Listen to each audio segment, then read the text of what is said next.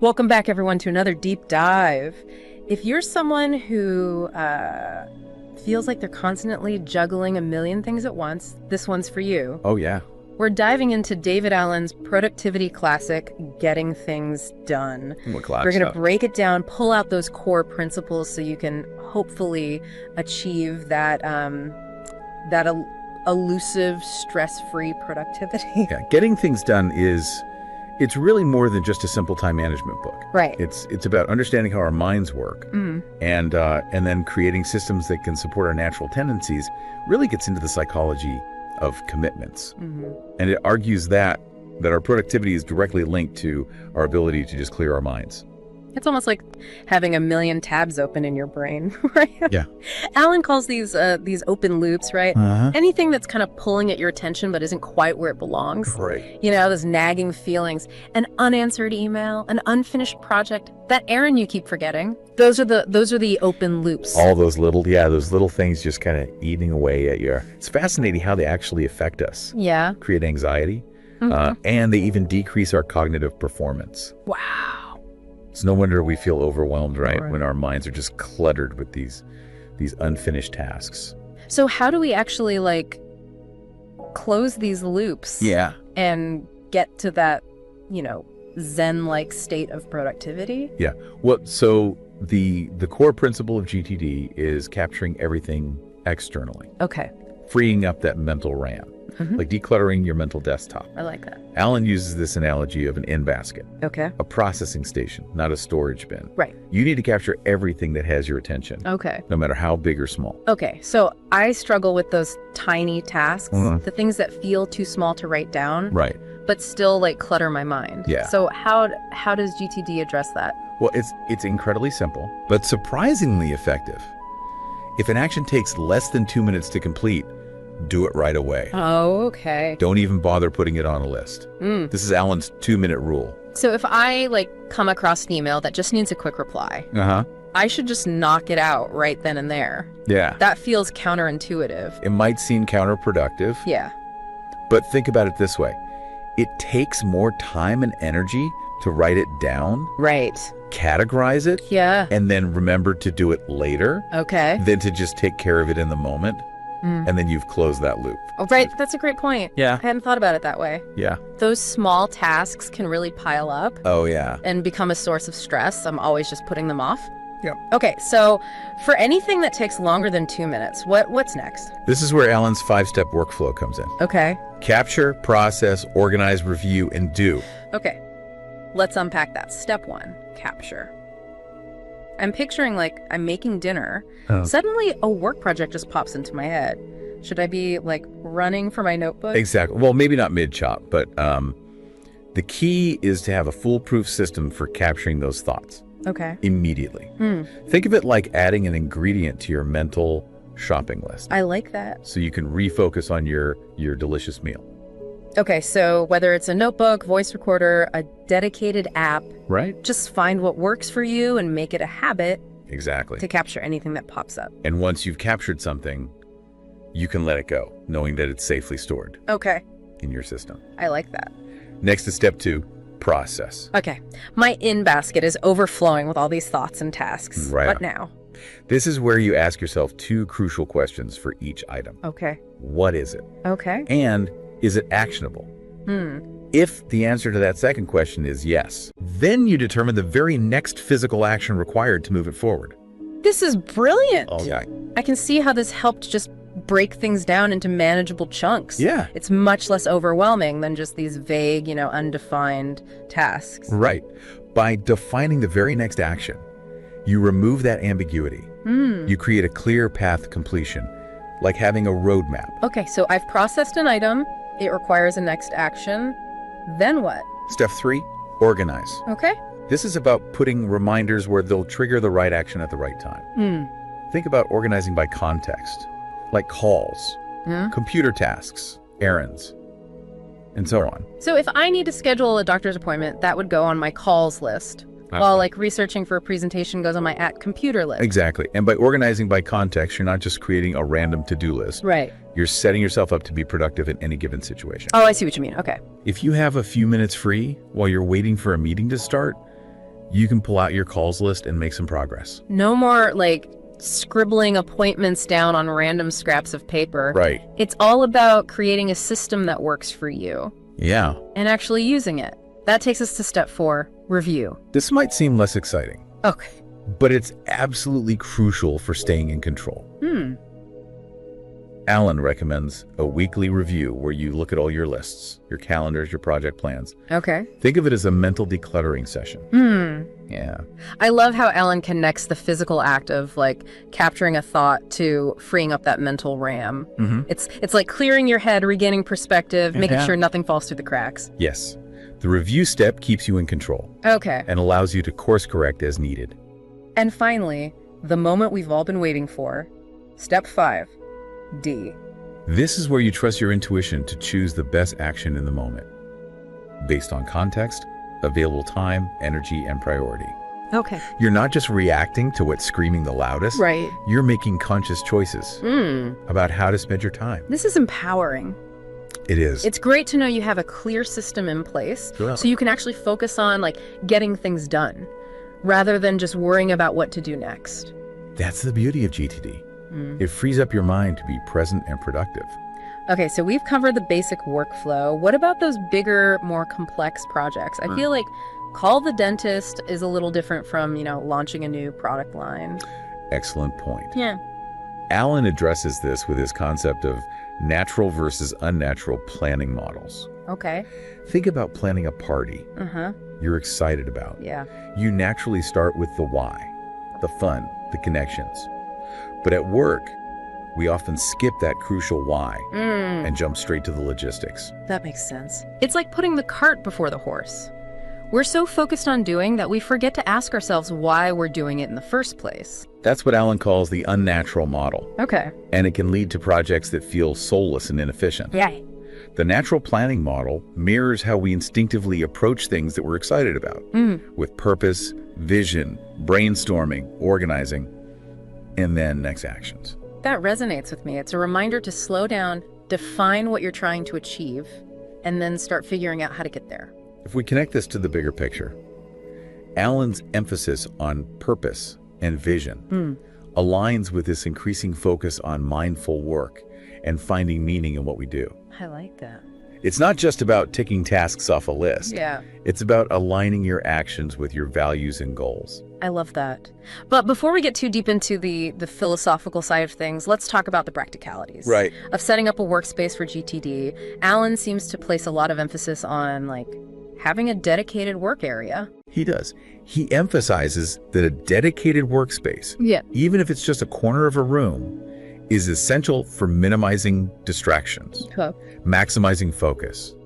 Imagine having a tickler file for remembering birthdays. No more last-minute gift scrambles. Okay, so Alan suggests a dedicated workspace. Right. So if you find yourself answering emails from the bathtub, it might be time to rethink your setup. But seriously, what about those of us who are constantly on the go? Right. Does GTD only work if you have a traditional office? Not at all. Alan also talks about creating an office in transit for business travelers or those with mobile lifestyles. It's about having a system that travels with you, whether it's a well-organized briefcase, a mobile office app, or a combination of both. So it's about having the tools and processes you need to be productive no matter where you are. Exactly. And speaking of tools, Alan doesn't seem to be too picky about whether you go, analog or digital. Yeah, what's important to him is finding what you'll actually use. He says one of the best tricks for enhancing personal productivity is having organizing tools that you love to use. So it could be a trusty notebook and pen or a sophisticated digital task manager. Right. Whatever floats your boat. Exactly. As long as it helps you stay organized and on top of your commitments. And here's a surprising tip from Alan. He's a big advocate for checklists. Checklists. And not just for to-dos. That sounds almost too simple. I know, right? How can checklists be a key to productivity? He encourages creating checklists for areas like values, principles, and key relationships. This might seem counterintuitive, but it can be a powerful way to clarify your priorities. Identify areas where you need to set boundaries. Okay. And ensure that you're investing your time and energy in what truly matters. Okay, I'm intrigued. How exactly would a values checklist work? It sounds a little abstract. It's about articulating your core values. And then using that checklist to guide your decisions and actions. For example, if one of your core values is family, your checklist might include reminders to schedule quality time with loved ones. Right. Set boundaries around work hours to protect family time. Okay. Or even just check in with yourself regularly and ask, am I living in alignment with this value? Wow, that's a powerful way to use checklists. It's not just about remembering to buy milk. It's about aligning your actions with your deeper values and aspirations. It is. We're going to take a quick break here, but when we come back, we'll delve deeper into the practical aspects of getting things done. Specifically, how to manage those everyday commitments that can easily clutter our minds. Sounds good. We'll be right back with some more insights from this incredible book. Okay. Welcome back. Let's delve a little deeper into the practical aspects of getting things done. Specifically, how to manage those everyday commitments that can easily clutter our minds. I'm ready for some more actionable strategies. We've talked about capturing everything, right, in an external system. Right. But then what happens next? How do we actually process all that stuff and turn it into a manageable workflow? Well, one of the most important things that Alan emphasizes is the what he calls the 2-minute rule. Yeah. Remind me about that 2-minute rule again. Okay, so it's incredibly simple, but surprisingly effective. If an action takes less than 2 minutes to complete, do it right away when you process it. Don't even bother putting it on a list. So if I'm sorting through my inbox and I come across an email that just needs a quick reply, I should just knock it out right then and there. Exactly. It might seem counterintuitive. Yeah. To interrupt your workflow, to handle these small tasks, but it actually saves time and mental energy in the long run. That makes a lot of sense. Yeah. Because, I know those little tasks can really add up. Oh, yeah. And create a sense of overwhelm if we keep putting them off. It's like decluttering your mental inbox, right? Right. And think about it. It takes more time and energy to write it down. Right. To categorize it, and then remember to do it later. Yeah. Than it does to just take care of it in the moment. Okay. I'm on board with the 2-minute rule. Good. What about those tasks that take longer than 2 minutes? Right. How do we organize those? This is where your action lists come in. Remember, we talked about organizing by context. Calls at computer, errands, and so on. Yeah. When you process an item that requires a next action, you assign it to the appropriate list. Okay, so if I need to schedule a doctor's appointment, that would go on my calls list. Yeah. While researching, a topic for a presentation would go on my at computer list. Exactly. And by organizing by context, you're not just creating a random to-do list. Yeah. You're setting yourself up to be productive in any given situation. So if I have a few minutes free while I'm waiting for a meeting to start, I can just pull out my calls list. Right. And make some progress. I'm already starting to see how this could make a big difference in my day-to-day life. No more feeling overwhelmed by a jumbled mental to-do list. And here's another helpful tip from Alan. When creating your action lists, okay, be specific about the very next physical action required. Can you give an example? Yeah. I'm a big picture person, so sometimes I struggle with those nitty-gritty details. Sure. Let's say you have a project to plan a vacation. Okay. Instead of putting that vague task on your list, break it down further. What's the very next physical action you need to take? Maybe it's research destinations online or brainstorm a list of potential activities. Exactly. By defining that next physical action, you eliminate ambiguity and you create a clear path to getting started. Okay, so no more vague tasks lurking on my lists and creating that feeling of I don't even know where to begin. Right. This is making so much sense. It's all about clarity. It is. Breaking things down into manageable chunks, having systems in place to track everything. Okay, what about when things need to happen in the future? Right. That's where Alan's concept of a tickler file comes in handy. A tickler file? What is that? It sounds a little ominous. It's actually quite simple and very helpful. It could be a physical file folder system where you have folders for each day of the month. Okay. Or it could be a digital calendar with reminders set for specific dates. Okay, so if I get an invitation to a party that's happening in 3 months, I could put it in my tickler file for the appropriate date and not have to think about it until then. Exactly. It frees up your mind to focus on what's relevant now, knowing that those future commitments are safely stored and will resurface when you need them. This is a game changer. No more trying to remember birthdays or appointments months in advance. It's all captured and organized. And here's another clever use for a tickler file. Okay. You can use it to incubate ideas or projects. Incubate. I'm intrigued. Tell me more. Okay, so let's say you have a great idea for a project, but you're not ready to start working on it right now. Yeah. You could put a reminder in your tickler file for a future date when you might have more time or resources to explore it. It's like planting a seed and letting it germinate. I love that. Okay, so we've talked a lot about, actions and projects. Yeah. But what about all the information we need to keep track of? Articles, notes, ideas. Right. Where does all that fit into the GTD system? Alan emphasizes the importance of a clear distinction between reference material and actionable items. So an article that I want to read later wouldn't go on my read review action list. Right. But it would go into a separate reference system. Exactly. And this reference system could be anything. A simple file folder system. Okay. A digital note-taking app. Right. Or even a dedicated bookshelf for books you want to read. The key is to have a designated place for storing information, so it doesn't clutter your workspace or your mind. So it's like creating a library for all the information that's relevant to my work and life, organized in a way that allows me to easily access it when I need it. What are your thoughts on organizing that information? Alan suggests a few simple rules for managing reference material. Okay.